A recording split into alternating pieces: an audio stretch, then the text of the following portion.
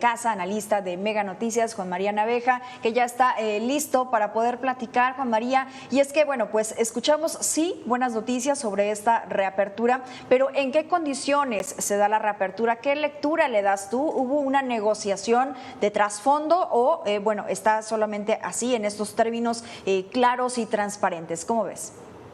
Qué gusto saludarte, Mitzi, estar en contacto contigo y con la audiencia de Mega Noticias MX. Yo creo que fue todo lo que acabas de decir, Mitzi.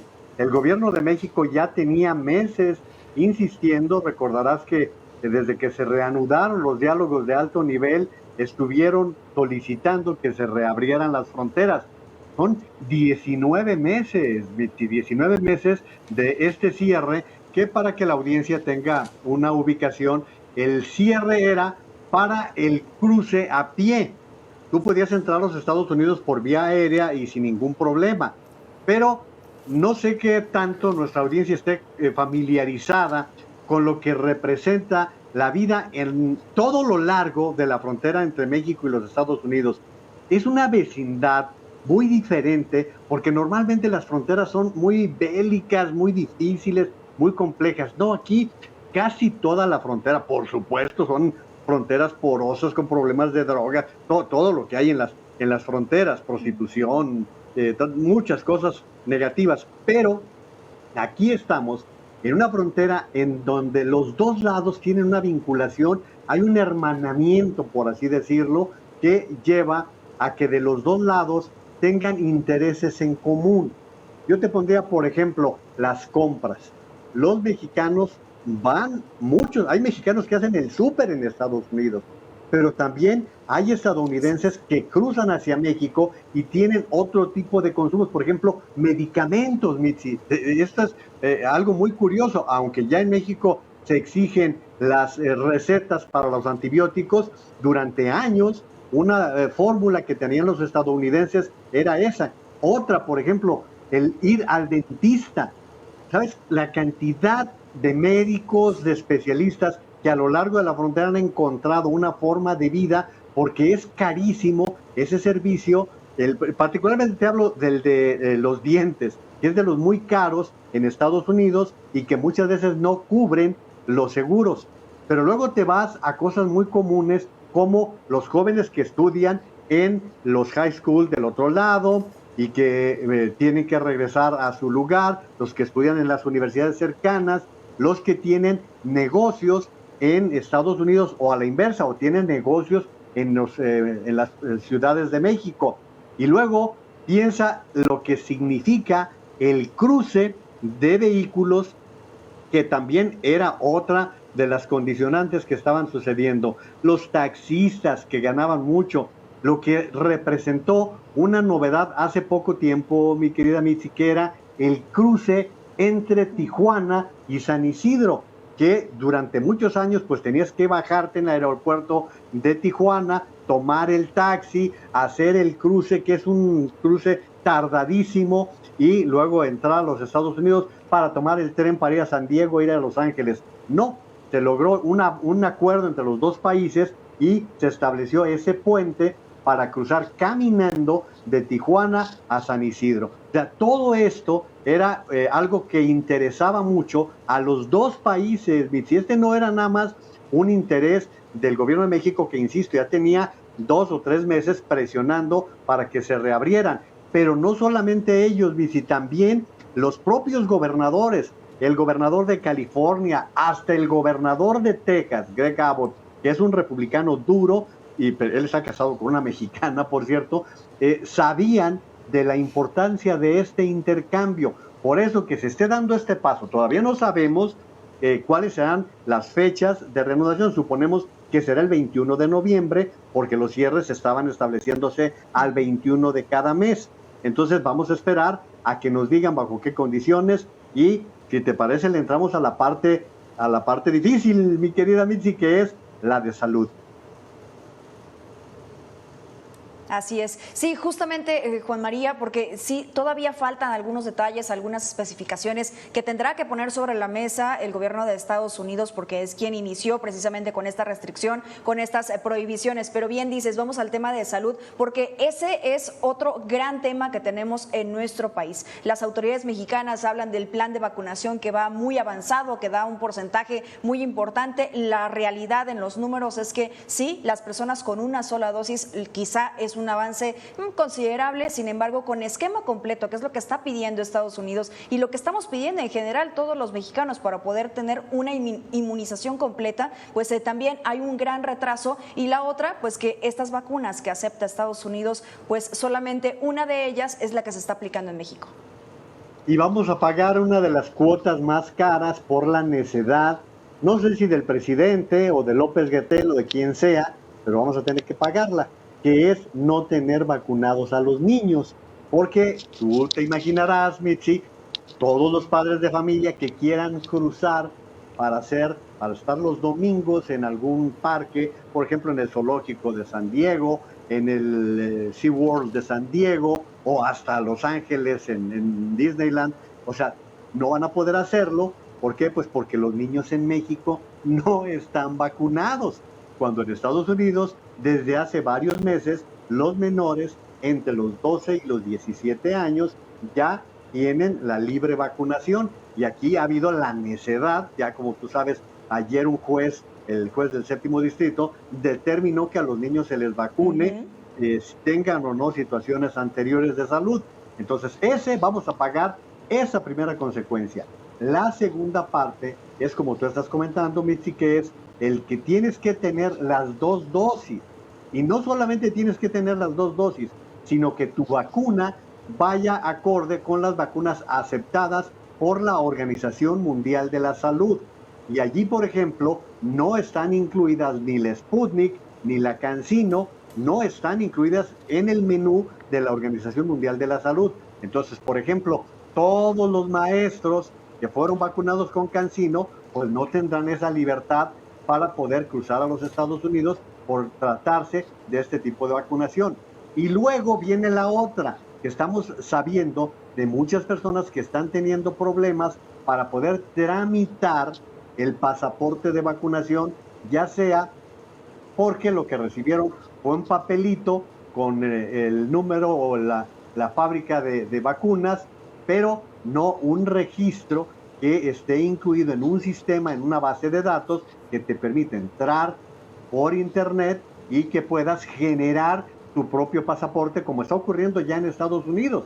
Que ya en Estados Unidos tú entras a un sitio, pones tus datos, pones tu nombre, tu apellido, tu fecha de nacimiento. Previamente te piden un teléfono para mandarte un texto en donde hay un código, y ya haces todo el trámite, mandas una fotografía de tu tarjeta de vacunación o de la información que tengas, y ellos te regresan un código, ya sea QR o de barras, para que puedas tener tu propio certificado de vacunación. O sea, todo esto creo que para los mexicanos no va a ser tan fácil como lo estamos imaginando, porque además, Bitsy, no toda la gente en la frontera se pudo vacunar. Sí, Estados Unidos mandó vacunas para los habitantes de la faja fronteriza, pero no fueron suficientes para todo esto, Mitzi. Sí, así es, Juan María. Ahora, dime una cosa, este punto en particular se tocó en la reunión que se tuvo entre México y Estados Unidos el pasado fin de semana, hace ya unos días. Era básicamente un enfoque de seguridad, sin embargo, se abrió el tema que tenía que ver con, válgase la redundancia, abrir la frontera. Esto también permitirá, tú lo ves así, no solamente aquellas personas que estén vacunadas, sino también darle agilidad a este problema migratorio que hay, a tantas personas que no solo de México, sino de otros países centroamericanos están allí esperando cruzar, o este tema podría quedarse completamente de lado y solamente hablando en tema económico. Van en dos vías completamente diferentes, y como bien dices, en la reunión de alto nivel, tanto la primera de Washington como la de la semana pasada en Ciudad de México, en el trato ni siquiera se abordó lo de la reapertura de las fronteras. el canciller Ebrard ha dicho que venían presionando y que Estados Unidos ni siquiera quería tratar el tema de la reapertura de fronteras. Lo de la migración va en una vía completamente diferente.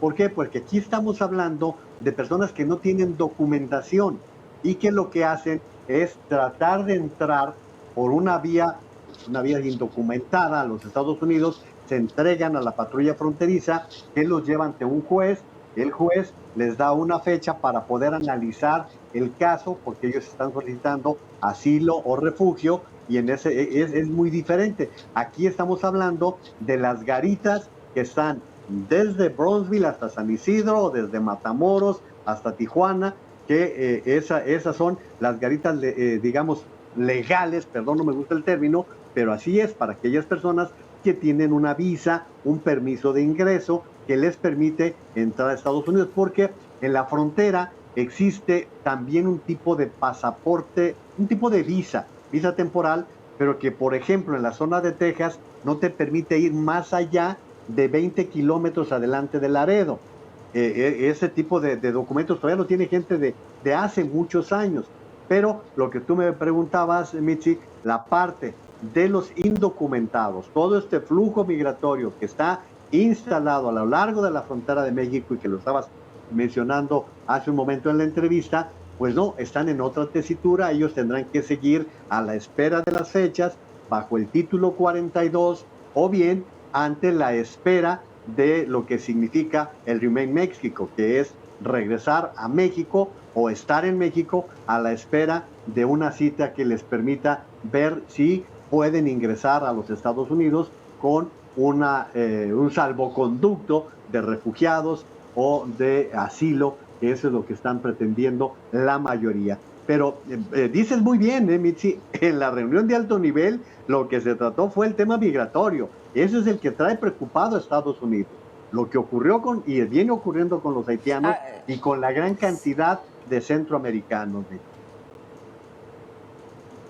Sí, y un tema que no solamente tendría que tener preocupados a Estados Unidos, preocupados también a las autoridades mexicanas, Juan María, lo hemos visto, estas escenas dramáticas, lo hemos informado aquí mismo en Mega Noticias, vamos, la mayoría también de los medios de comunicación traen este asunto de esta crisis migratoria, de esta crisis que debe de ser resuelta. Sí, tiene razón el presidente, desde raíz, pero pues no solamente depende de México, no solamente depende de Estados Unidos, porque allí es otro punto más que está en la frontera norte, todavía también en la frontera sur, y que no ha podido ser resuelto. Sí, la reapertura de la frontera por un tema económico, por un tema de las personas, como dices, que son legales, es positivo. Sin embargo, este otro gran tema sigue estando allí pendiente, sigue estando allí en el tintero y no se puede dar una resolución, pues no creo ni siquiera pronta. No, y si te digas, a lo largo y ancho de la República están los acontecimientos. Hace unos días, Mitzi, estabas informando de ese hallazgo de los dos trailers, esos dos trailers refrigerados o de refrigeradores, en los cuales iban más de 600 personas de origen guatemalteco en su gran mayoría y cerca de 300 niños menores de edad que iban solos. O sea, eso allí. Pero ¿cuántas veces has hablado de las casas de seguridad en Zacatecas, que han sido también muy frecuentes, o los secuestros que se dan en diferentes lugares por parte de los polleros? O sea, la problemática que representa el flujo migratorio es de otra índole, es muy diferente y que allí nos implica el tener que buscar la manera de que sea lo más humano posible el trato que se le dé a las personas que están saliendo, huyendo de sus países, y que en esos países también hay que decirlo, Mitzi, sus gobiernos no están haciendo la tarea. O sea, estamos hablando de que Honduras, El Salvador, Guatemala son países, incluso México, son países expulsores que están sacando gente que está huyendo de la violencia, está huyendo de la pobreza y que por eso está tratando de ingresar a unas mejores condiciones de vida en los Estados Unidos. O sea, esa parte, la migratoria, nos lleva a una situación muy compleja, muy complicada. Mira, el presidente habla mucho de los programas sociales. La gente no quiere eso. Un programa social como los que tiene México, que te pueden permitir recibir 3,000 pesos al mes, pues la gente dice, oye, yo me quiero ir a Estados Unidos porque esos 3,000 pesos los gano en menos de un día. ¿Por qué? Pues porque la hora hoy se está pagando en Estados Unidos por lo menos a $15 la hora. Y eso lo saben perfectamente porque el que va a Estados Unidos, normalmente el centroamericano o el mexicano, tiene a alguien en Estados Unidos que lo está esperando, inclusive, Mitzi, con empleo. Esto es la realidad que se vive con los migrantes.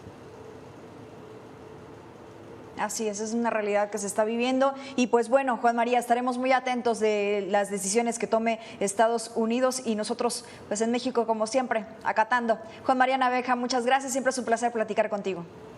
El gusto es todo mío, Mitzi, que tengas muy buen día.